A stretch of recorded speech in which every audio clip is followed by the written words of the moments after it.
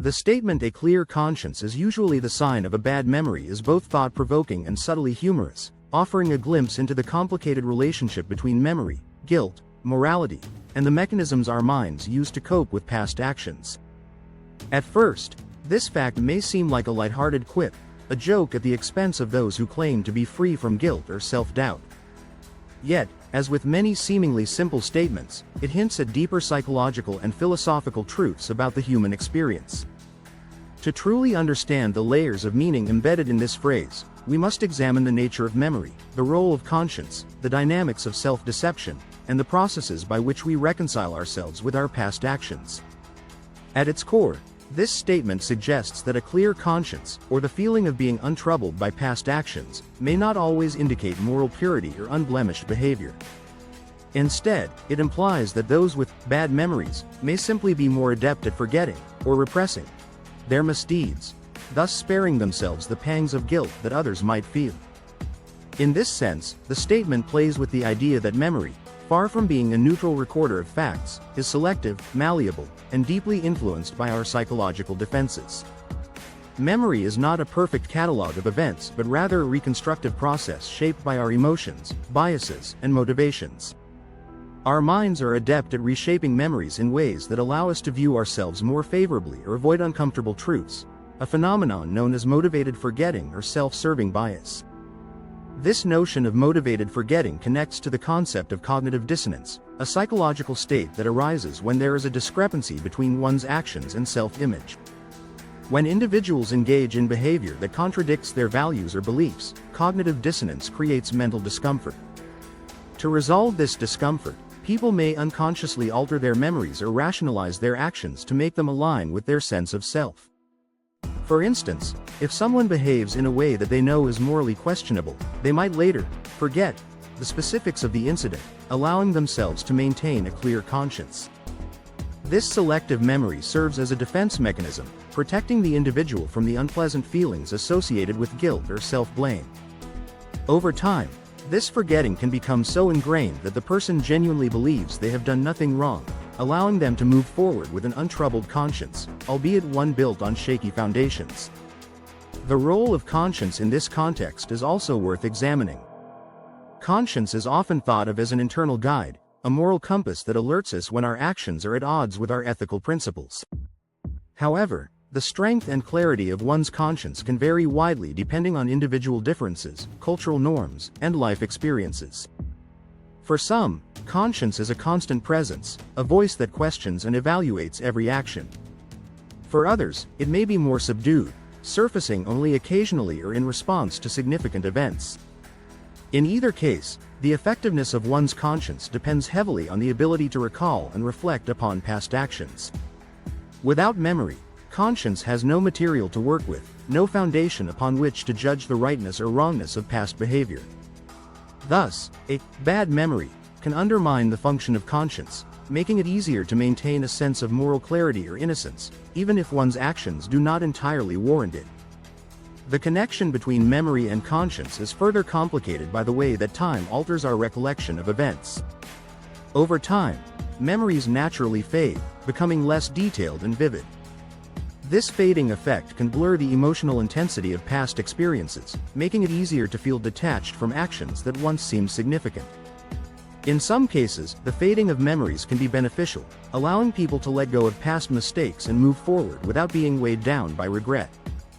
However, this fading can also enable individuals to gloss over their own wrongdoing, leading to a clear conscience that may be more a product of forgetfulness than moral integrity. In this sense, the statement, "a clear conscience is usually the sign of a bad memory," captures the tension between self-forgiveness and self-delusion, suggesting that our ability to feel at peace with ourselves may sometimes rely on a convenient erasure of inconvenient truths. This concept also touches upon the broader theme of self-deception, a phenomenon that is central to much of human psychology. Self-deception is the process by which individuals convince themselves of a reality that may not be entirely accurate, often to protect their self-esteem or avoid emotional pain. By forgetting certain details or reframing events in a way that minimizes personal responsibility, people can maintain a positive self-image and sidestep feelings of guilt. Self-deception is not necessarily a conscious choice.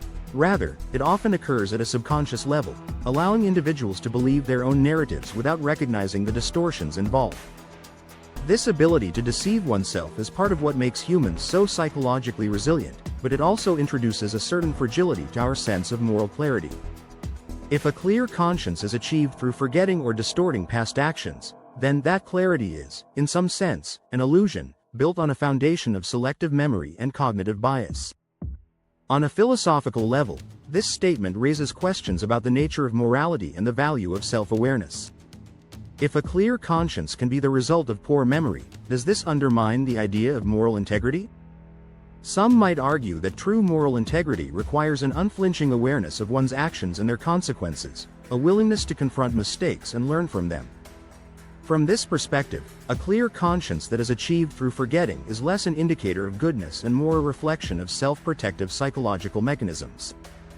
Others, however, might contend that the capacity to let go of past errors is essential for mental well-being and that holding on to every transgression can lead to an overly harsh, punitive self-view.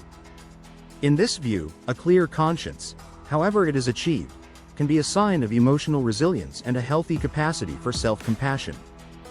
The statement also touches on the societal implications of memory and accountability. In many cultures, there is an expectation that individuals should own up to their actions, acknowledging past mistakes as a form of personal growth and social responsibility. A clear conscience achieved through forgetting might run counter to these expectations, as it allows individuals to evade responsibility without fully grappling with the consequences of their actions. However, human memory is notoriously unreliable, subject to distortion and decay, which makes it difficult to hold ourselves or others to an absolute standard of perfect recollection. In legal contexts, for example, memory is often considered an unreliable source of evidence, as witnesses may misremember or unconsciously alter their recollections over time. This variability in memory complicates the relationship between conscience and accountability, as it raises the question of whether a clear conscience achieved through forgetting can ever truly be considered a reflection of moral integrity. The humor in the statement, "A clear conscience is usually the sign of a bad memory," lies in its paradox. A clear conscience is typically viewed as a positive attribute, suggesting a person who has acted ethically and has nothing to feel guilty about. But by linking it to a bad memory, the statement suggests that a clear conscience might not be the product of moral virtue but rather of selective amnesia. This irony invites us to question the assumptions we make about ourselves and others, recognizing that what we perceive as moral clarity may sometimes be the result of unacknowledged biases and psychological blind spots. Ultimately, this statement highlights the delicate balance between memory, morality, and self-perception. It suggests that our sense of moral clarity is often intertwined with our capacity to recall and evaluate our actions. Without memory, conscience loses its guiding force, and without conscience, memory becomes a mere collection of events, devoid of ethical significance. In this way, a clear conscience achieved through forgetting is both a blessing and a potential blind spot, providing peace of mind but at the cost of self-awareness.